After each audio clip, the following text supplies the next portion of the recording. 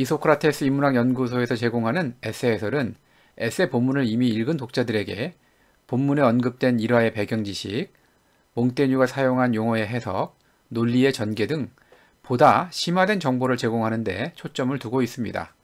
따라서 에세 내용을 요약한다든지 몽테뉴 작품 전체의 특징 혹은 철학 등을 전반적으로 소개하는 다른 컨텐츠와 구별됩니다.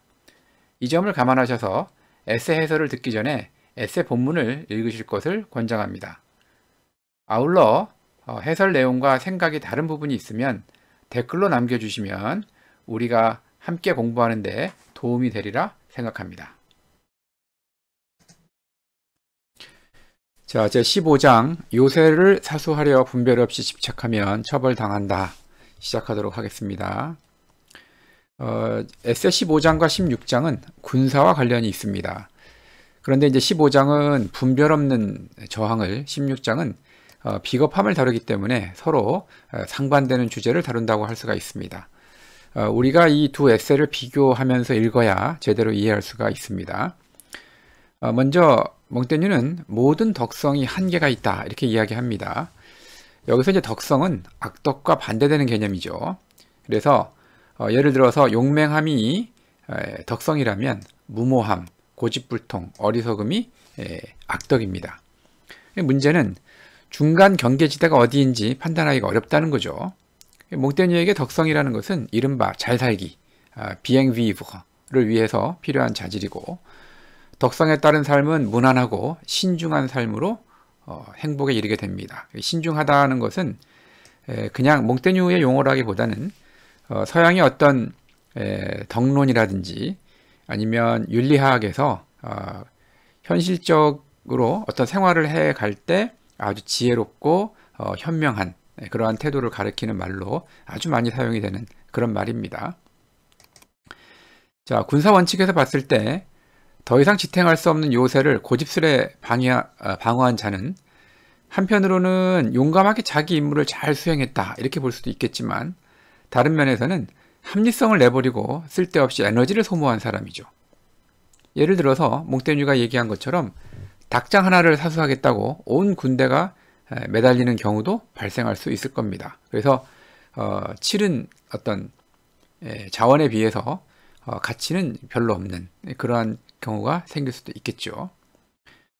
그 다음에 이제 그 역사적인 사건으로 첫 번째 예시가 된 것이 프랑스의 대원수 몽모랑씨와 관련이 있습니다. 이 몽모랑씨는 이제 파비아 전투에서 끝까지 저항한 타반 병사들을 처형했고, 빌라노 성 공격에서는 부하들이 살려둔 지휘관과 기수까지 처형을 했죠. 몽모랑씨가 이제 이들을 처형한 이유는 이들 때문에 우선 고전을 면치 못했다라는 억울한 생각이 있었을 거고, 한 가지는 자신의 힘에 반항했다는 어떤 불쾌감이었을 것입니다. 또 트리노시의 총독 마르땡 디 벨레도 생보니의 지휘관, 본문에서는 이제 생보니라고 되어 있는데 지휘관의 이름이 생보니가 아니고 생보니에서 활동을 했던 지휘관입니다. 같은 이유로 이 지휘관을 처형한 바가 있습니다. 자, 여기 지금 제시된 그림은 이 파비아 전투를 나타내주고 있는 그런 그림입니다.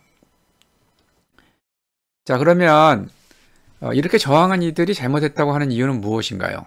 단순히 뭐 저항을 했다는 것 때문에 그럴까요? 아니면 가망 없이 저항을 했다는 걸까요?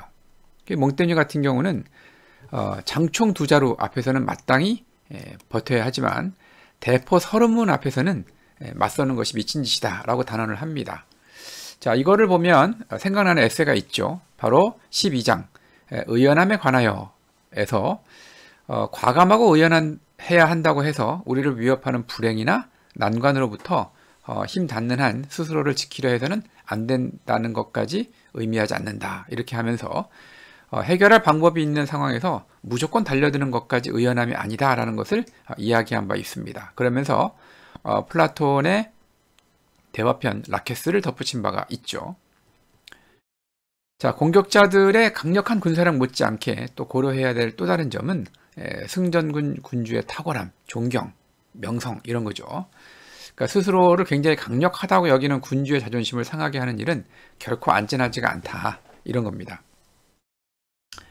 이제 우리가 1장에서는 우리는 다양한 방법으로 비슷한 결말에 이른다에서 강렬하게 저항을 하는 것이 상대방을 감동시켜서 뭔가 자비를 베풀게 하는 그러한 일도 있긴 있지만 일반적인 상황이 아니라는 것이 다시 한번 깨달아지기도 합니다. 자, 마지막 부분에 나오는 몇 가지 예는 조금 더 면밀하게 검토를 해야 되는데, 먼저 이 동방의 군주들과 포르투갈인들과 싸운 왕들에 관한 예가 나오죠. 여기서 이제 동방의 군주들이라고 이야기했을 때 이 동방이라는 것은 오늘날 우리가 생각하는 동양과는 거리가 멉니다. 그래서 이 몽테뉴에게 동방이라는 것은 알렉산드로스 대왕이 싸우던 곳, 페르시아 제국 등이 있던 지역적 의미를 나타내기도 하고, 때로는 이 상상적인 공간을 나타내기도 하는 거죠. 어떤 위대한 그 왕이 영웅적인 모습을 보여주기 위해서 싸웠던 장소, 이런 상상적인 공간을 나타내기도 합니다.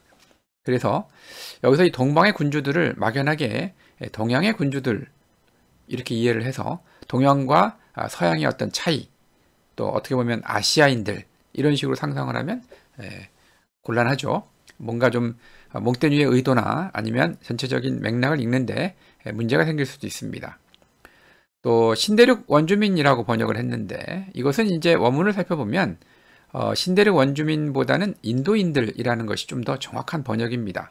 레쟁드라고 원문이 되어 있기 때문에, 역사적으로 봤을 때 이 포르투갈인들이 1500년부터 인도에 도착을 해서 요새를 구축하고 여러 전투를 벌인 바 있는데, 바로 이 사건을 몽테뉴가 지금 원형하고 있는 거죠.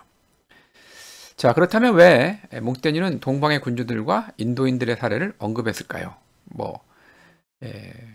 다른 어떤 충분한 근거를 주지 않기 때문에 우리가 이제 해석을 할 수밖에 없는데, 아마도 승전군의 기세 등등한 지휘관들이 적군에게 자비를 베푸지 않는 것, 그러니까 굉장히 자기 자신의 어떤 힘이나 어떤 자존심이 잔뜩 들어가 있는 그런 지휘관들이 적군에게 자비를 베풀지 않는 것은 시간이나 공간, 민족을 뛰어넘는 인간의 일반적인 성향을 설명하려는 의도가 아닐까, 저는 이렇게 한번 해석을 해봤습니다.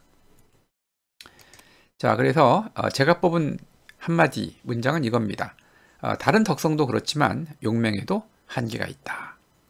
자, La vaillance a ses limites, comme les autres vertus. 우리가 용맹에도 한계를 명확하게 생각해보는, 어떠한 덕이든지 한계를 명확하게 생각해보는 이러한 자세가 몽테뉴가 우리한테 이야기하려고 하는 것은 아닐까, 이런 생각을 해봤습니다.